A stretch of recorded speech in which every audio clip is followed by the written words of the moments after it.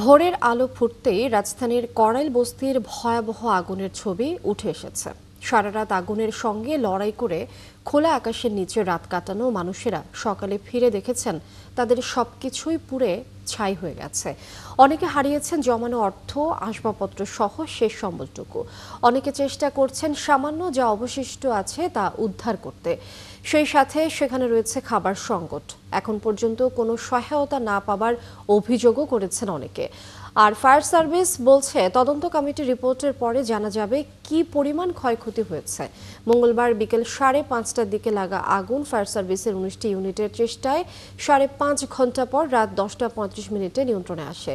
পানি সংকটের কারণে আগুন নিয়ন্ত্রণে আনতে কর্মীদের বেশ বেগ পেতে হয়।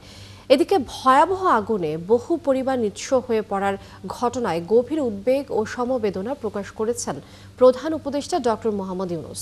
অগ্নিকাণ্ডের ঘটনায় শোক প্রকাশ করেছেন বিএনপির ভারপ্রাপ্ত চেয়ারম্যান তারেক রহমান। এখানে আগুন রায় পড়ছে পরে আমাকে থাকেন সিনিজ বাইরের দরকার না, আমরা জীবন লেবাসি গা আমগো ফ্রিজটা বসাইতে পারছে আর টিভি আর কিছু না, আর আলমারি সব পুরা গেছে। আমার কিছুই বাঁচাতে পারি না, আমি এক সেট জামা কাপড়ই বাঁচাতে পারছি, আর কিছু না। আগুনটা যেরকম বাতাসের সাথে ঘুরছে, বাট ফার্স্ট টাইম এদিকে গেছে আমাদের মাঝখানে, এইটার কোনো সমস্যা নেই। মাঝখানে দুইটা ঘুরে মাঝখানে আগুনটা লাস্টে মাঝখানে এসছে।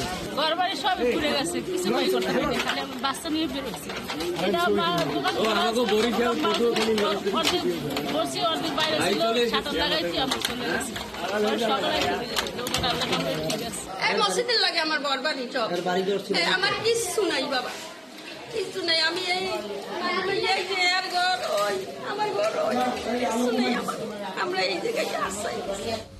দর্শক, এই বিষয়ে বিস্তারিত জানবো। আমাদের সাথে সহকর্মী মোহাইমিনুল খান অপু এই মুহূর্তে যুক্ত হচ্ছেন। অপু, সকাল থেকে আপনি আমাদের সাথে যুক্ত ছিলেন এবং আমরা জানছিলাম সেখানকার পরিস্থিতি। বেলা বাড়ার সঙ্গে সঙ্গে রাজধানীর কড়াইল বস্তির ভয়াবহ আগুনের ছবি উঠে এসেছে। একটু জানাবেন যে এখনকার কি অবস্থা আপনি দেখতে পাচ্ছেন, এবং সেই সাথে যারা নিঃস্ব হয়েছেন যে পরিবারগুলো, তারা কিন্তু অভিযোগও করছেন যে কোনো সহায়তা তারা পাচ্ছেন না। এ বিষয়ে কোনো তথ্য আছে কিনা এই মুহূর্তে আপনার কাছে? জানেন যে কালকে কড়াইল বস্তিতে ভয়াবহ যে আগুনের ঘটনা ঘটে, এরপরেই কিন্তু রাত 10:35 ফায়ার সার্ভিসের যারা কর্মকর্তা এবং সদস্য ছিলেন তারা কিন্তু এই আগুন নিয়ন্ত্রণে আনতে সক্ষম হয়। ততক্ষণ পর্যন্ত কিন্তু এই কড়াইল বস্তির যে প্রায় 1500 ঘরের কয়েক হাজার বাসিন্দা তারা কিন্তু খোলা জায়গায় রাত কাটিয়েছেন। সূর্য ওঠার সাথে সাথেই কিন্তু তাদের যে বসত ভিটা রয়েছে সেই ভিটাতে কিন্তু তারা এসেছেন এবং কেউ তার পুড়ে যাওয়া ভিটাটি বসে বসেই দেখছেন, কেউ আবার কোনো কিছু অবশিষ্ট বাকি রয়েছে কিনা, কোনো সম্পদ বেঁচেছে কিনা সেগুলো তারা কিন্তু খোঁজার চেষ্টা করেছেন। অনেকেই এক কাপড়ে ঘর থেকে বের হয়ে গিয়েছেন, কোনো টাকা পয়সা, স্বর্ণ অলংকার বা কোনো মূল্যবান সম্পদ কিন্তু অধিকাংশ মানুষই নিয়ে বের হতে পারেননি। এছাড়া এখন যদি দেখতে পাচ্ছেন যে এই ভিটার যে ঘরগুলো রয়েছিল কাঁচা ঘর, সেগুলোর যে টিন, সেই টিনগুলোই কিন্তু এখন তারা গুছাচ্ছেন এবং ভাঙারির কাছে বিক্রির জন্য তারা প্রস্তুতি নিচ্ছেন।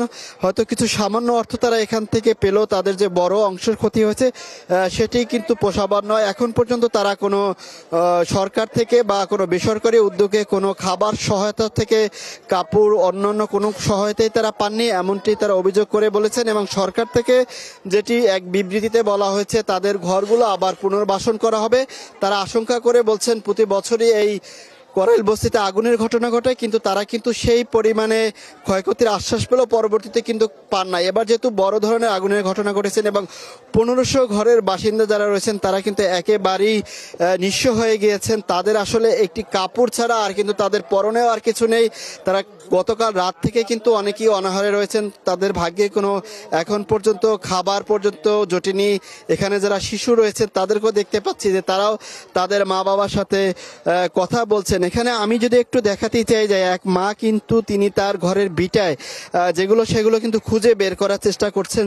যে দেখতেই পাচ্ছেন যে একটি যেখানে কিছু চামচ কিন্তু তারা বের করে খুঁজে বের করছেন, যেগুলো কিন্তু পুড়ে গিয়েছে। আসলে তাদের এই করাইল বস্তির আগুনের ঘটনা তারা যেমনি ক্ষতিপূরণ দাবি করছেন, পাশাপাশি এখানে যারা ঘর ভাড়া নিয়ে ব্যবসা করেন তারাও কিন্তু অনেকে নিঃস্ব হয়ে গিয়েছেন। সব মিলিয়ে বলা চলে যে এই করাইল বস্তিতে যারা এখন পর্যন্ত রয়েছেন তাদের পুনর্বাসনের তারা দাবি করছেন, পাশাপাশি সরকার এবং বেসরকারি উদ্যোগে তাদের সহায়তায় এগিয়ে আসারও কিন্তু তারা আহ্বান জানিয়েছেন।